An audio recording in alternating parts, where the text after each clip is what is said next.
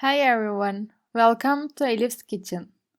Today I will share my recipe for rice pilaf with orzo that is liked by everyone. It's a very famous Turkish food. I hope you enjoy the video. First of all, let's wet the rice. I take 2 cups of rice in a bowl. Let's add 1 dessert spoon of salt and enough hot water. Let's mix it up and let it wait like this for about 20 minutes or half an hour. Then, in a non-stick pan, add a quarter of a teacup of oil and a full tablespoon of butter.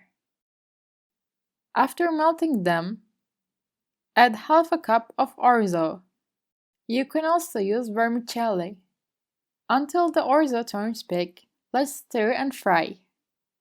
We need to wash the rice well so that the starch is gone.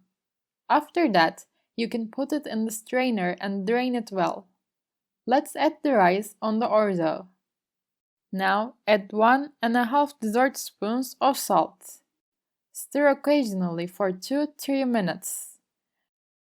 The nicer we roast the rice, the better the result will be. But please stir gently. Be careful not to break the rice. Then add a teaspoon of sugar to make the rice look shinier. Or you can add 1 sugar cube.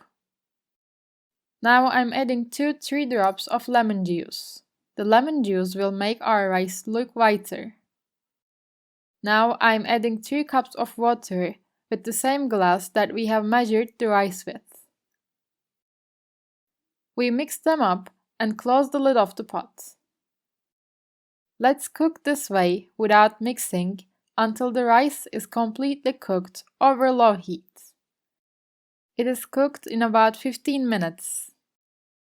Let's check it at the end of the 15 minutes. If there is no water at the bottom of the pan, it is cooked.